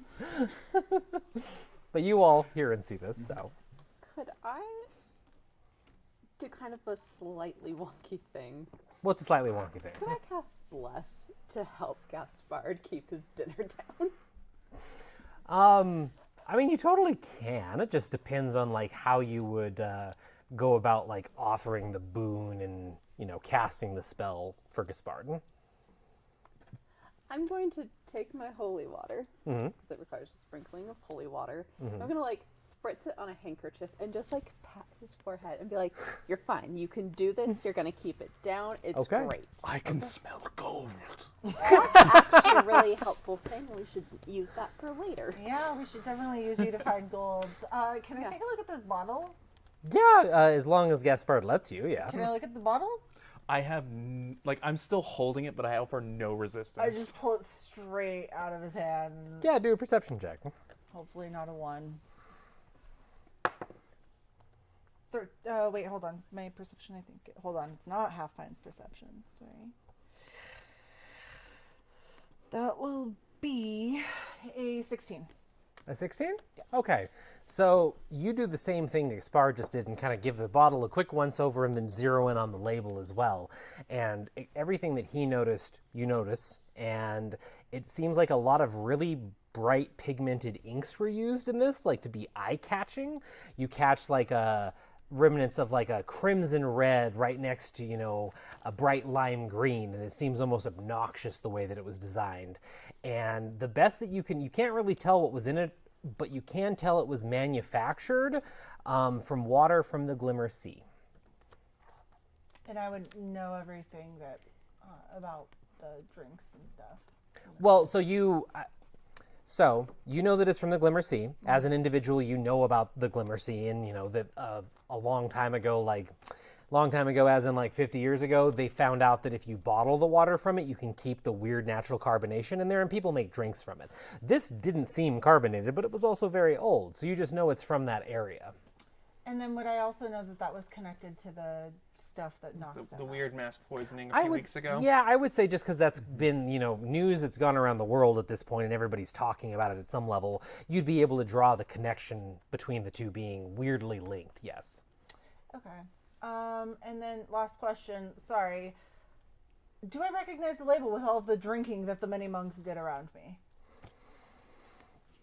You are able to pinpoint that you've just never seen anything like it is the big thing, because it's gaudy, it's obnoxious, it's why the fuck would you put it on alcohol kind of thing, because it looks like a label that should be on a children's toy.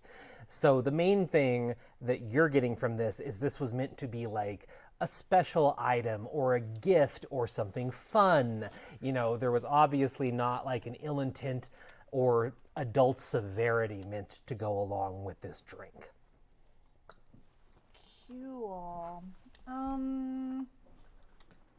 So I don't think I've ever seen any booze like this before, and I think it's doing something to him. It does look like it came from the Glimmer Sea, Yep.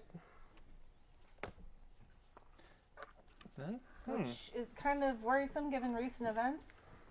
yes, that is strange. Speaking of which, so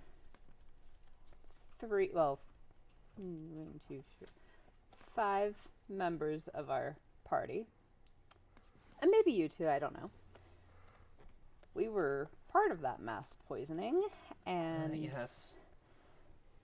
it led to a lot of questions.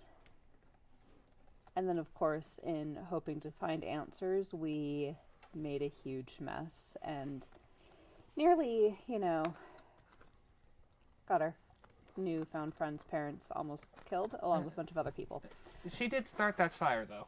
I mean, she did. We did not start the fire. I do believe it was always burning. Yeah, but I mean, there was that, I don't know, I think there was a person that might have been, it's fuzzy. But, what are we doing?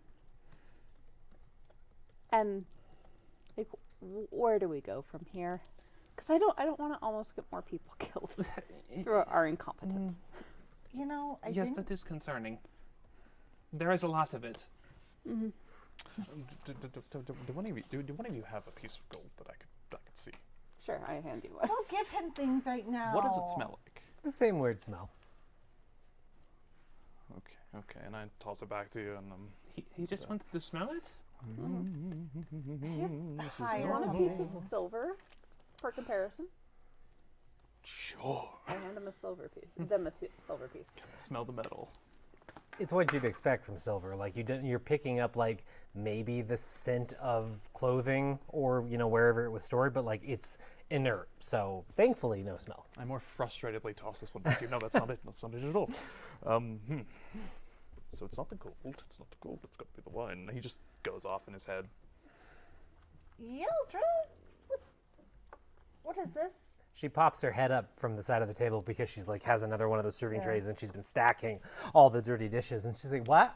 What is this? Where did it came from the Glimmer Sea, and now he's all messed up, and I don't know what he's doing. But Oh, they asked for the cheapest wine. I grabbed something from the back that we don't really inventory anymore. It was just an old bottle.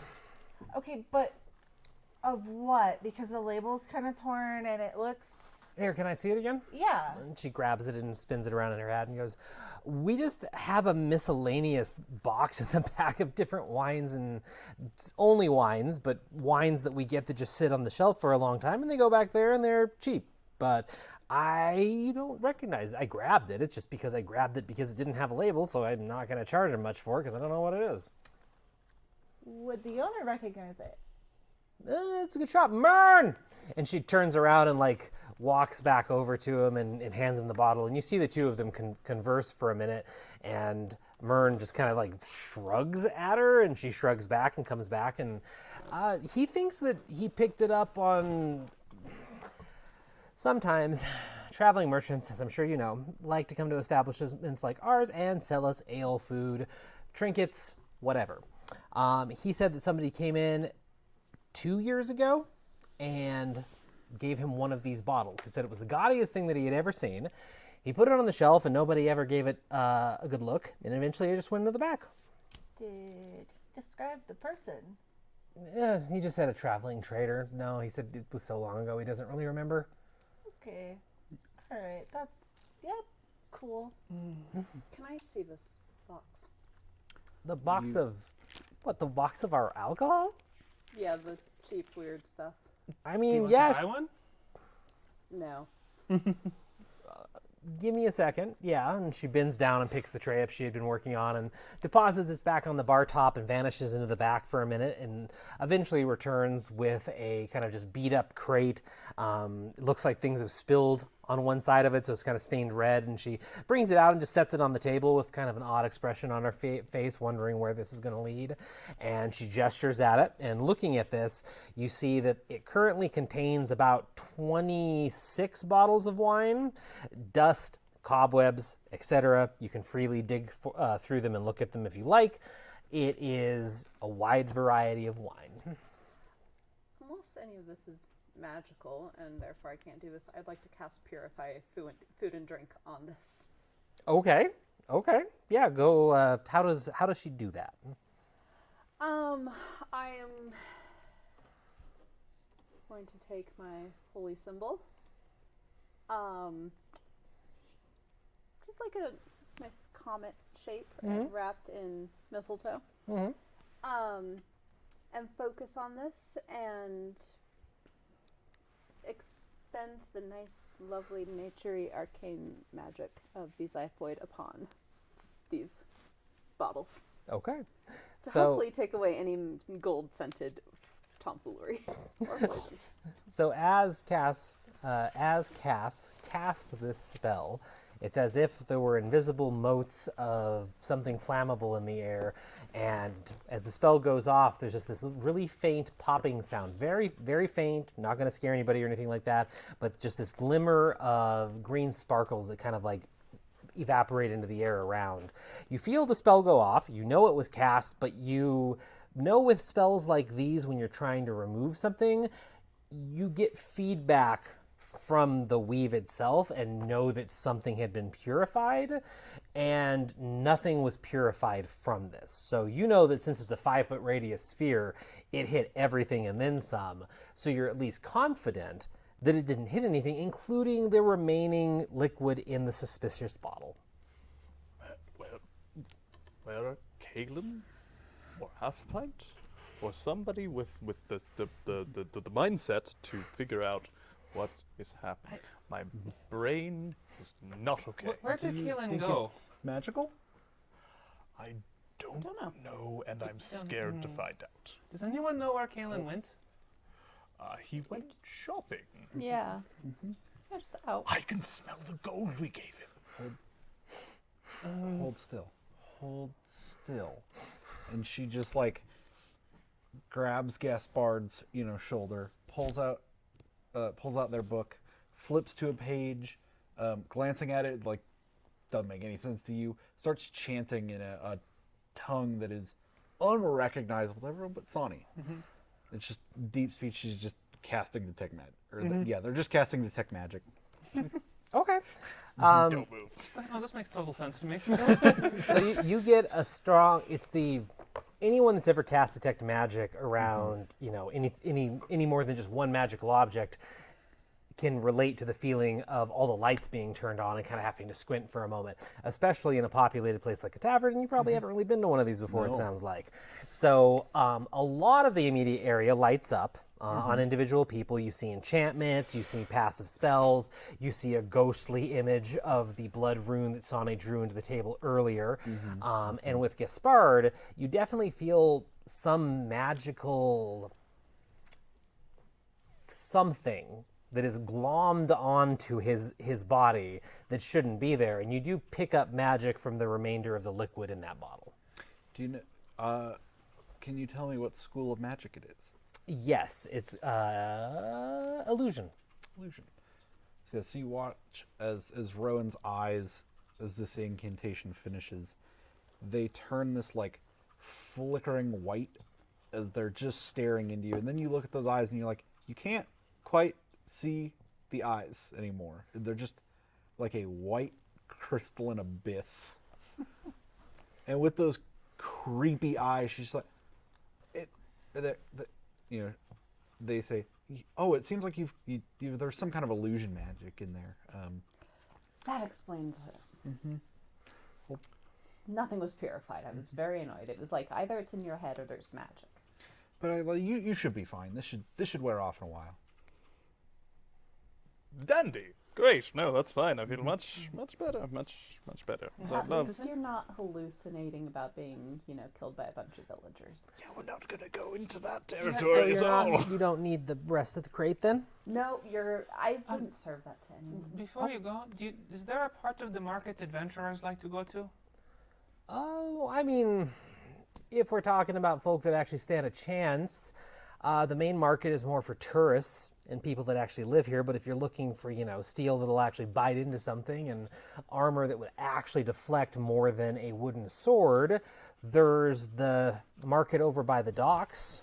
Yes, I think I walked past that on my way back. I'm going to go look for Kalen. I do not like that he has been gone so long. Well, by the way, Myrn said that your tab's covered just for the show that you put on. So she picks up the heavy crate of wine bottles and stuff and holds it close and says, please come back in the future. Your names will be engraved up there in a day or two by a friend of ours. So if you ever want to come back to the Charging Cloak, you're more than welcome. Yeah, I'll go with you to find Kaylin. So she stands up, or she turns around with the crate, walks away. You guys are by yourself. But it sounds like some people are going to start getting ready to leave. What's everybody else doing? Are they going along?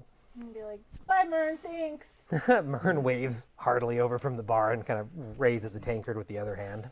You all can rest. We can just see if maybe he Nope, needs help. can't stay here.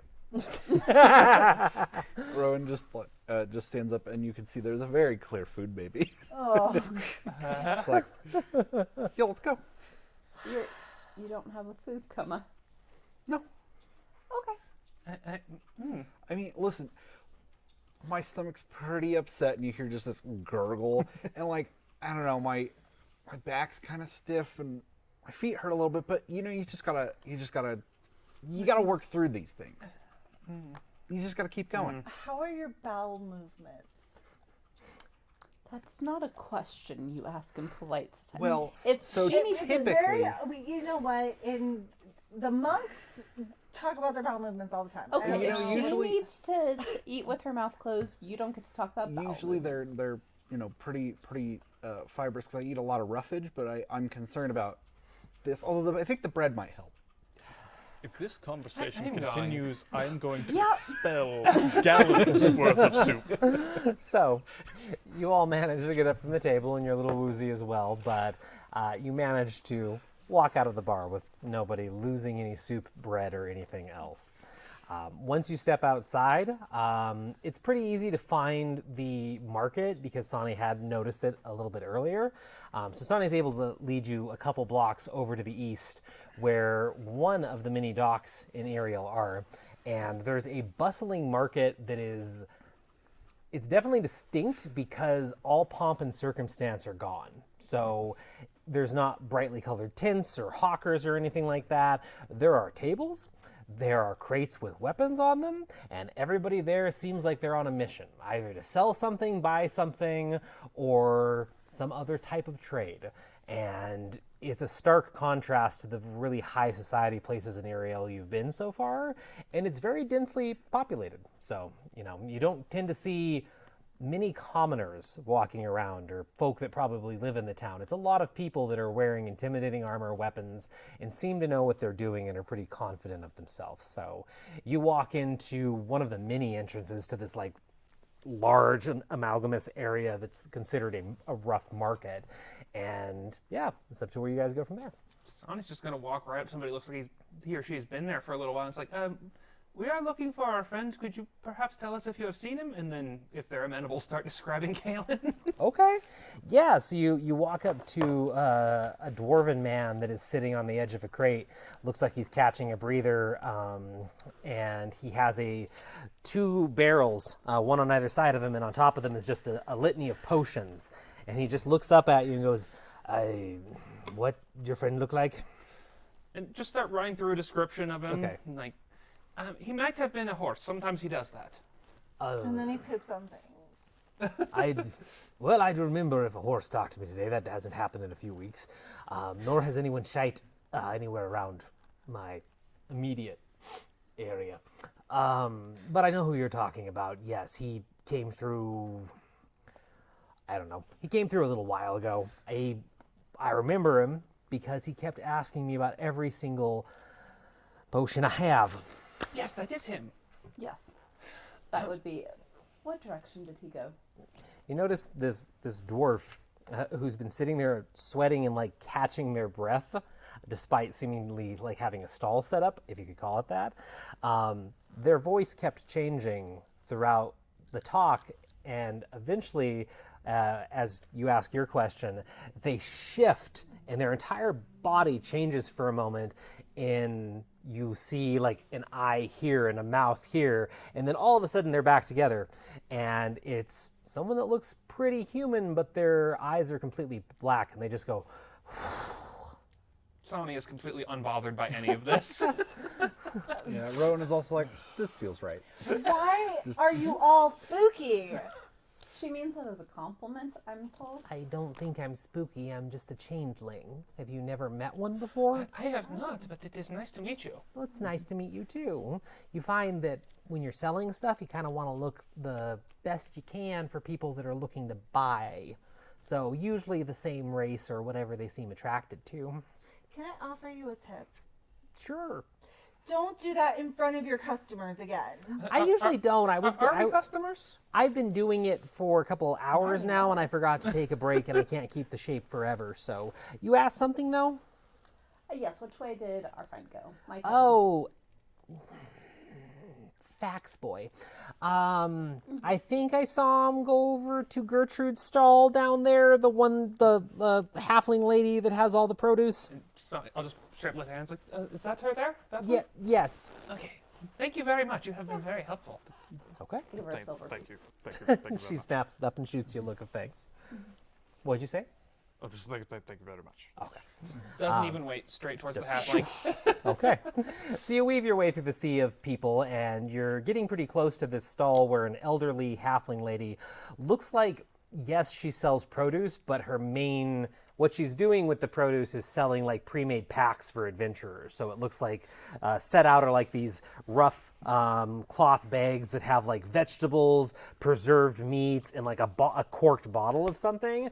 And she seems to have a lot of business as she's selling these provisions. But as you're walking there, you're probably like 75 feet away from this, and you hear a bit of a clatter off to your left-hand side, which draws most of your attentions, I was going to say all of your attentions, and you look over there, and you see Kaylin in the middle of a heated argument, it looks like, with some diminutive woman. She's probably about a foot shorter than Kaylin. She has slicked back blonde hair, and she's wearing fine robes of orange and purple. Very elegant, definitely looks like somebody that is dressed up for a formal function.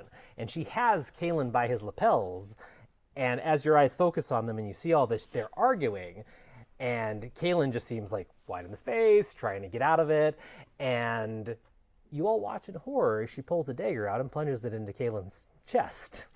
And you see, yes, and you see a bit of blood splatter out.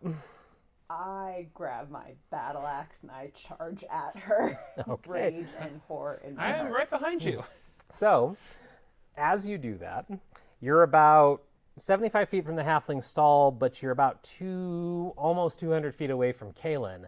And you both, immediately, you're going to be the first ones that are just turning and charging for whatever's going on here. But that's where we're going to end tonight. And hopefully we pick up there next Sunday to see what fate, if any, is befallen Kaylin. So, yeah. So thank you for joining us tonight on the official Session 0 of the Prismatic Dragonfly Tavern.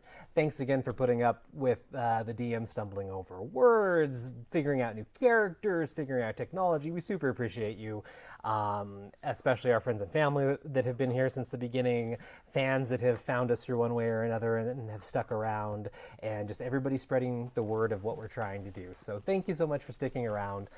We should be back next Sunday, hopefully closer to 7 p.m. PST as we get things figured out, on the next episode of the Prismatic Dragonfly Tavern, episode 1 technically, because tonight was 0, and we'll figure out possibly what happened to Kaylin.